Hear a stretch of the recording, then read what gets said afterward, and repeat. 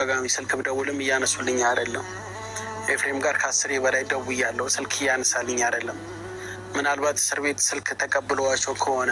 ሰላም ጤና ይስጥልኝ። እንግዲህ የተከበራችሁ ቤተሰቦች እንዴት ናችሁ? ነው ያለው። እግዚአብሔር ይመስገን። እንግዲህ የና አብርሽን እና የሩታን የሄርሜላን ስላልተቻለ እንግዲህ ጋሼ ሊመጣ ነው ደውዬ አለው ብሏል ማለት ነው። እንግዲህ የአብርሽ አባት እንግዲህ ምን እንደሚሉ እና ቤተሰብ ማለት ነው እንዲህ በቀላል ሄርሜላ አብርሽን እንድትረሳ የምታረጉ ሰዎች በጣም ከባድ ነው። ምክንያቱም ሄርሜላ ከልቧ ነበር የወደደችው አብርሽን ማለት ነው። ምክንያቱም አብርሽ ሲንግል ነበረ በወቅቱ ትዳሩን ፈቷል። ልጁንም ትቶ ሲንግል በነበረበት ሰዓት ነው የተገናኙት። ስለዚህ አሁን በጣም የሚያስቸግረው ነገር ምን እንደሆነ ታውቃላችሁ?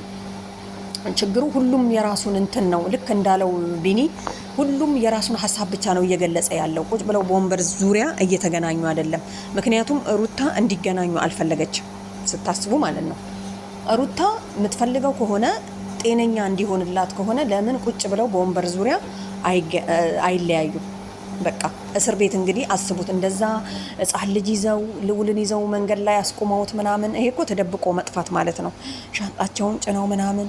ለምን እንደዚህ ይሆናል? በቃ ልንሄድ ነው ብለው በግልጹ ቤተሰብንስ ለምን ሀሳብ ላይ ይጥላሉ ማለት ነው። እና ቤተሰብ ምን ለማለት ፈልጌ መሰላችሁ? ሄርሜላ ትክክል ነች ምናምን ቢኒ ስር ኮመንቶች አንብቤ ነበርና፣ አዎ ልክ ነው። እንኳን ታሰሩ፣ የልባችን ነው የደረሰው። ምክንያቱም ጥፋተኞች ናቸው። ዞሮ ዞሮ ሩታ ነች ጥፋተኛ እንደምትሆን እርግጠኛ ነች። ሄርሜላ ነፃ ናት እያሉ ነው። እንግዲህ ሌሎቻችሁ ምን እንደምትሉ ባላቅም ማለት ነውና እኔም እንደ ህጉ ከሆነ ሩታ አንድ ላይ መሆናቸው ጥሩ ሆኖ አብርሽ እንዲድን አልፈለገችም። ቤተሰብ እንግዲህ እንደቀጠለ ነው እንደምታዩት ነው። ምክንያቱም መቼ ይሄ አይበርድም። ምክንያቱም ሩታ አብርሽን ስለያዘችው ወይ ቤተሰብ መጥቶ እንዳለው ደውያለሁ ብሏል። እንግዲህ ሲመጡ አብርሽን ወስደውት የሆነ ቦታ ሐኪምም ቢሆን ምንም ቢሆን ወስደውት ጤነኛ ከሆነ በኋላ አብርሽ የራሱን እርምጃ መውሰድ አለበት ማለት ነው። ምክንያቱም በግድ ትዳር አይሆንም። የልጅ አባት ብቻ ነው ተብሎ መያዝ በጣም የተከለከለ ነው። ኤፍሬም አልተረዳም። ኤፍሬም ለወንድሙ አልተረዳም ማለት ነው። ምክንያቱም ለምን ኤፍሬም ራሱ ለሩታ ነግሯት፣ ለምን ኤፍሬም ሩታ አብርሾ ነው ለምን ወይ ሐኪም ቤት ወይ ደግሞ ወይ የሆነ የሚያምኑበት ቦታ ለምን አይወስዱትም? ምክንያቱም ከዚህ የሚያልፍ ነገር አይደለም። አብርሽ አልጋ ላይ አልተኛም፣ እየሄደ ነው፣ ይበላል፣ ይጠጣል። በዛ ላይ ደግሞ ሩታ እየተንከባከበችው ነው። ስለዚህ ደህና ነው፣ አያስቸግርም። ለምን ይዞት አይሄድም? ዝም ብሎ ሹፌር ሆኖ እየመራ እነሱን ከኋላ እያስቀመጠ ምናምን ነገር አብሮ ከመከተል የሆነ ነገር ሳያደርጉለት አይቀሩም መሰለኝ። ለዛ ነው እና ሄርሜላን ማሰቃየቱ ጥሩ አይደለም። ምክንያቱም ሄርሜላ ተስፋ እንድትቆርጥ አብርሽ ድኖ አብርሽ ታቀኛለህ ወይ የድሮ ያሳለፍነውን ታውቃለህ አላቅም ያላት ነው። አሁን ሄርሜላ በጣም የተናደደችው በላቅሽም ከማለት አልተናነሰም። ምክንያቱም ምንም ነገር እንዳልተፈጸመ እያሰበ ያለው በቃ አይምሮ ትክክል ስላልሆነ ነው። አያችሁ አይደለ? ስለዚህ እናንተ እነ ቡዜን ካልፈለጋችሁ ዳኒን ካልፈለጋችሁ ራሱ እንግዲህ የሚሉት ምንድነው ቡዜንና ዳኒን ራሱ እንደማይፈልጉ ነው። አያችሁ አይደለ? ኤፍሬም እንደውም እናንተ እሺ ሁኑ ማለት ያው ግድ ስለሆነ ወንድሞች ናችሁ እህቶች ናችሁ ሁኑ፣ ግን ዳኒ ለምን ይመጣል?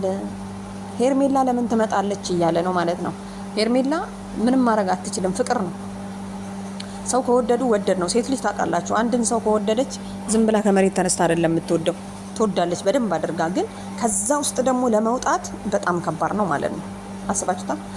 ስለዚህ እንደኔ ሀሳብ አሁንም ቢሆን እነ ዴቭ ቡዜም ቀርታ አባት ሲመጣ እንግዲህ ጋሼ ሲመጣ አብረው ሩታን አባብለው ነው እንጂ ሩታ እንዲህ በቀላል ነገር እንትናን አሰጥም። አሁንማ ታስረዋል ብለዋል እንግዲህ እንደምታዩትና ያው እስር ቤት እንግዲህ ከታመመ ሰው ሐኪም ቤት እንደሚፈቀድ ነው የምናውቀውና ታይቶ ጤነኛ ነው ወይስ አይደለም አብርሽ አውቆ ነው ወይ የሚለውን ማረጋገጥ አለባችሁ ማለት ነው። እንግዲህ እዚህ ጋር ቢኒ ምንድነው የሚለው? እነ ቡዜም ትክክል አይደሉም። ምክንያቱም ታዋቸው አብረው ይኖሩበት፣ ሁላችሁም የራሳችሁን እርምጃ ውሰዱ ይላል በአንድ በኩል ማለት ነው። በአንድ በኩል ደግሞ መታሰሩንም እየደገፈ ነው። በአንድ በኩል ደግሞ በቃ አይደለ አሳስቦኛልም እያለ ነው። ከአቅሜ በላይ ስለሆነ ለቤተሰብ ደውያለሁ እያለ ነው። በቃ ብዙ ነገር የተገለባበጠ ነው ማለት ነው። አያችሁ አይደል? እኔ አሁን ለምሳሌ ከአብርሽ ጋር መሆናቸው ጥሩ ነው አይደለም ብላችሁ ብትጠይቁኝ ትክክል አይደለም። ምክንያቱም ልጁ በጤናው እያለ ነበረ መሆን ያለበት ብዬ አስባለሁ። ምክንያቱም የሄርሜላስ ህይወት እዚህ ጋር ይበላሽ አታስቡም እንዴ? ምክንያቱም ሄርሜላ እሰው ቤት አልገባችም። ልጁ ሲንግል ሆኖ ነበር ያገኘችው። በቃ ስለዚህ በወንበር ዙሪያ ተነጋግረው አላቅሽም ብሎ ሳይሆን አዎ ድሮ ነበረን፣ አሁን ግን ወደ ልጄ እናት ወደ ሚስቴ ተመልሻለሁ፣ ወደ ሩትዬ የምወዳት ማለት አለበት። እኛም እየሰማን እና ኦዲየንሶች ደግሞ ማለት ነው በጣም የገረመኝ ነገር እስቲ ቢኒ ውስጥ ኮመንት መታሰራቸው በጣም ደስ እንዳላቸው ነው እየገለጹ የሚገኙት። ምክንያቱም ሄርሜላ ምንም አታውቅም፣ ጨዋ ናት፣ ሩታ ችግር አለባት፣ ለምን ሐኪም ቤት እንዲወስድ አትፈቅድም ነው የሚሉት። እንግዲህ እንደምናየው ከሆነ ቤተሰብ አዎ እኔ ራሱ ለምን አትለቀውም አሁን እኮ ሩታ በግድ ነው የያዘችው፣ እሷ የምትለውን ነው የሚለው ምናምን ነገር እና በግድ ደግሞ ትዳር አይሆንም። አብርሽን እኮ ስለያዘችው አይደለም። ይሄ ልጅ እኮ ነገ ከዳነ ጥሎኝ ይሄዳል ወይ ብላ ማሰብ አለባት። አያችሁ ምን እርግጠኛ ነች ነገም ጥሏት እንደማይሄድ። ስለዚህ ትናንት ሄዷል፣ አሁን ተመለሰ፣ ነገም እንደሚሄድ አታውቅም። ስለዚህ ምንድነው ማድረግ ያለባት ሩታ? አብርሽን አንቆ ከመያዝ ወስዳው አሳክማው ምናምን ጤነኛ ሲሆን በግልጽ ከኔ ጋር ነህ አይደለህም ብላ መጠየቅ